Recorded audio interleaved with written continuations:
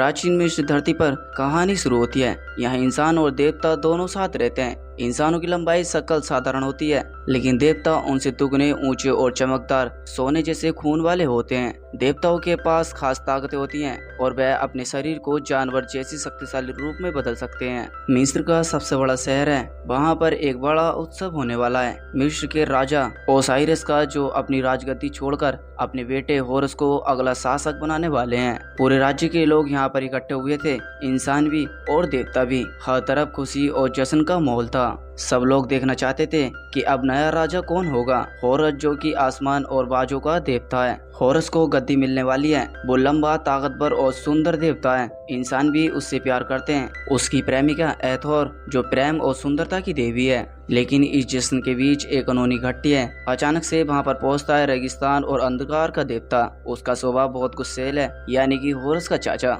सबको लगता है कि वह एक गद्दी पर बैठने के मौके पर गवाह बनने आया है, लेकिन उसकी नीयत बिल्कुल भी सही नहीं होती है। सेत वहाँ पहुंचकर पहले तो अपने भाई ओसाइरिस को गले लगाता है, लेकिन फिर तुरंत अपनी तलवार से उसकी हत्या कर देता है। पूरे राज्य में हलचल मच जाती है। इंसान डर जाते हैं और देवता भी। होरस अपने पिता को बचा नहीं पाता और गुस्से में चाचा से भिड़ जाता है। दोनों के बीच जोरदार लड़ाई होती है। होरस अपनी बात जैसी विशाल रूप में बदल जाता है और सेत भी एक भयानक शैतान के रूप में बदल जाता है। लड़ाई बहुत भयंकर होती है, लेकिन आखिरकार सेत जीत जाता है। सेत होरस को हराकर उसकी दोनों आंखें निकाल लेता है, क्योंकि होरस की सारी शक्तियां उसकी आंखों में छिपी होती है। फिर होरस की बेइज्जती करके उसे महल में से निकाल देता है। अब सेत पूरे मिस्र का राजा बन जाता है। वहाँ बहुत निर्दयी शासन करता है, गरीब इंसानों को दास बना देता है और उनकी जिंदगी नर्क बना देता है। मंदिरों में भी पूजा के नाम पर जबरदस्ती बलिदान कराए जाते हैं। इसी दौरान इंसानी दुनिया में हमें मिलता है एक लड़का जिसका नाम है बेक। बेक एक चोर है, लेकिन दिल से नेक है। बेक गरीब है,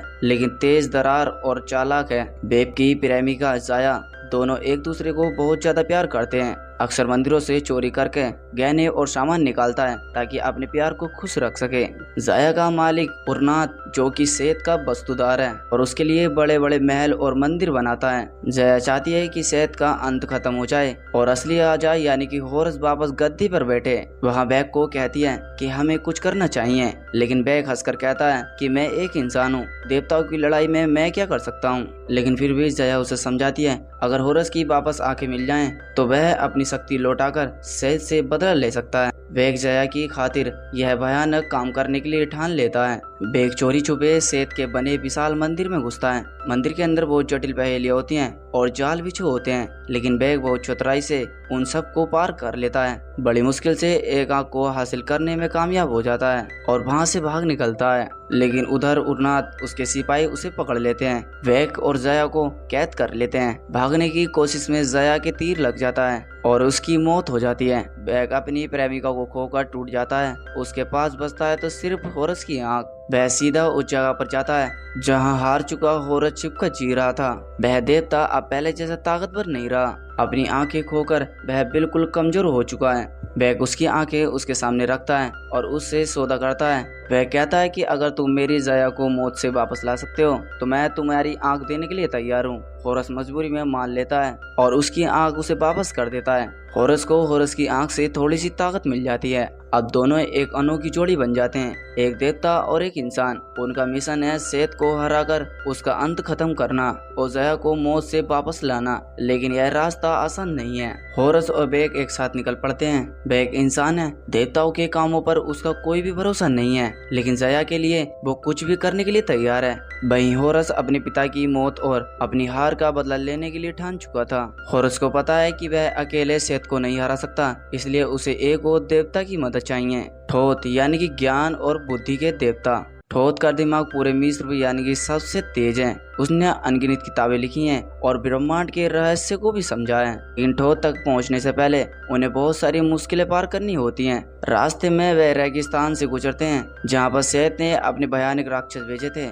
उनमें से 2 विशाल सांप हैं जो आग उगलते हैं और रेगिस्तान में तबाही मच जाती है। यह सांप इतने बड़े हैं कि इंसान की चींटी जैसा छोटा दिखता है। बेक और होरस उन सांपों का सामना करते हैं। बेक चालाकी दिखाकर जाल बिछाता है और होरस अपने देव रूप में बदलकर उनसे लड़ता है, लेकिन सांप बहुत ज्यादा ताकतवर होते हैं ताकि एथोर यानी प्रेम और सुंदरता की देवी वहां पहुंचती है। इस तरह से वे वहां से जान बचाकर निकलते हैं। एथोर पहले तो होरस की प्रेमिका थी, लेकिन अब सेहत के डर की वजह से वह उससे दूर हो चुकी है। फिर भी उसके दिल में होरस के लिए प्यार अभी भी बाकी है। वह भी चाहती है कि सेहत का अंत खत्म हो जाए, मिस्र में शांति फिर से लौट आए। इसलिए होरस और बेक के साथ जुड़ जाती है। तीनों ठोत के पास पहुंचते हैं। ठोत जंगल के बीच एक भव्य महल में रहता है। वह घमंडी है और खुद को सबसे बुद्धिमान मानता है। जब होरस उससे मदद मांगता है तो वह हंसकर कहता है कि मैं अपनी जान खतरे में क्यों डालूं, लेकिन फिर भी वह चुनौती से पीछे नहीं हटता और मान जाता है। ठोत उन्हें बताता है कि सेत को हराने के लिए सूरज की नदी तक जाना होगा। वहां पर उसका सामना ब्रह्मांड के असली मालिक देवता यानी कि रा से होगा और वह हर रोज अपनी नाव यानी कि आकाश में सूरज को खींचते हैं। लेकिन रात को उन्हें राक्षस यानी कि एपप से लड़ना पड़ता है, जो कि ब्रह्मांड को निकलना चाहता है। होरस और उसके साथी सूरज की नाव तक पहुंच जाते हैं। वहां वे रा को देखते हैं। वह खुद बूढ़े थे, लेकिन फिर भी वो बहुत ज्यादा शक्तिशाली थे। उनके पास भाला है जिससे वो रोज एपप को हराते हैं। होरस अपने दादा यानी कि रा से मदद मांगता है और वह कहता है कि सेत पूरे मिस्र को बर्बाद कर देगा, उससे जरूर रोकना होगा। रा उसकी बात ध्यान से सुनता है, लेकिन साफ कह देता है कि मैं सीधे सेत से नहीं लड़ूंगा, मेरा काम है ब्रह्मांड की रक्षा करना। और वह कहते हैं कि एपप से लड़ना ज्यादा जरूरी है, अगर मैं सेत पर ध्यान दूंगा तो ये ब्रह्मांड को खत्म कर देगा।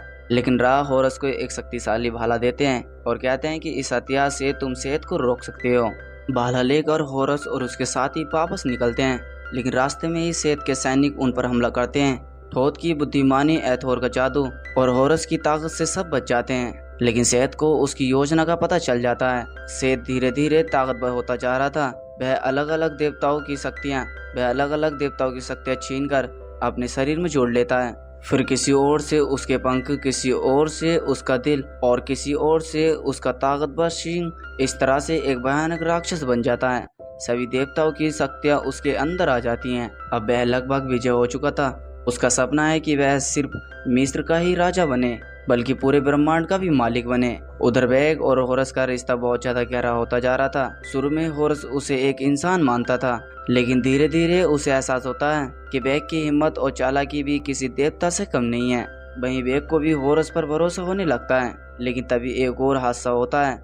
एथोर, जो अभी तक मदद कर रही थी, वह अपनी जादुई कंगन बेक को दे देती है और खुद अंधेरी दुनिया में खींची चली जाती है। होरस टूट जाता है क्योंकि उसने पहले अपने पिता को खोया था और अब अपनी प्रेमिका को भी खो दिया है। होरस बेक अकेले रह जाते हैं। एथोर को खोकर होरस टूट जाता है। बेक होरस को हिम्मत देता है और कहता है कि अगर हम हिम्मत हार गए तो जया कभी भी मौत से वापस नहीं आएगी, मिस्र हमेशा सेत की कैद में रहेगा। यह बात होरस के दिल को छू जाती है और वह फिर से लड़ने का फैसला करता है। दोनों देवता अपने अपने विशाल रूप में बदल जाते हैं। होरस एक सुनहरा बाज बन जाता है और सेत एक काले डरावने राक्षस में बदल जाता है। इन दोनों में बहुत भयंकर लड़ाई होती है। पूरा किला हिलने लगता है। आसमान में धूल और आग भर जाती है। लेकिन लड़ाई के दौरान जया की आत्मा फिर से नजर आती है। वह अधलोक में फंसी हुई है और जया को देखकर कमजोर पड़ने लगता है। उसकी आंखों में एक ही सपना है, जया को वापस लाना। इसी के बीच सेत पर होरस बहुत ज्यादा भारी पड़ने लगता है। होरस सेत को पकड़कर उसे जमीन पर पटक देता है। अब ऐसा लगता है कि सब कुछ खत्म हो जाएगा। तो बेक आगे बढ़ता है। इंसान होकर भी हार नहीं मानता। वह भाले को पकड़कर सेत पर वार करता है। भले से ही उसमें देवताओं जैसी ताकत नहीं है, लेकिन उसका साहस देखकर होरस को भी हिम्मत मिलती है। आखिरकार होरस अपनी ताकत पूरी जुटाता है और भाले को सेत के सीने में घुसेड़ देता है। सेत जोर से चिल्लाता है और जमीन पर गिर पड़ता है। उसकी सारी चुराई हुई शक्तियाँ उससे निकलकर गायब हो जाती हैं। मिस्र के आसमान में एक फिर से रोशनी फैल जाती है। लड़ाई खत्म हो जाती है और सेत मारा जाता है और उसका अंत हमेशा के लिए खत्म हो जाता है। लेकिन लड़ाई की कीमत बहुत बड़ी होती है। बेक गंभीर रूप से घायल हो चुका था और उसकी सांसें टूटने लगती हैं। जया तो पहले से ही मर चुकी थी। अब बेक भी सब कुछ छोड़कर चला जाएगा। होरस का दिल भर आता है। तभी अचानक से वहाँ पर होरस के पास राजा यानी कि रा प्रकट होते हैं। वह कहते हैं कि सच्चे नायक वह नहीं होते जिनके पास सोने जैसा खून नहीं, बल्कि वह होते हैं जो दूसरों के लिए अपनी जान की बाजी लगाते हैं। बैग ने यही साबित कर दिया और इसी के बीच देवता यानी कि रा वेग और जाया को दोबारा जीवन वापस दे देते हैं। जाया अपनी मौत से लौट कर आ जाती है और बैग भी सांस लेने लगता है। दोनों एक दूसरे को गले लगा लेते हैं। अब होरस भी अगला मिस्र का राजा बन जाता है। होरस सोने के सिंहासन पर बैठता है, लेकिन पहले से घमंडी देवता नहीं रहा। अब उसने इंसानों से सीख लिया है कि साहस और वफादारी क्या होती है। उन्होंने इतिहास का हिस्सा बनाकर मिस्र को बचाया है। इस तरह देवताओं और इंसानों की यही अनोखी कहानी यहीं पर खत्म हो जाती है।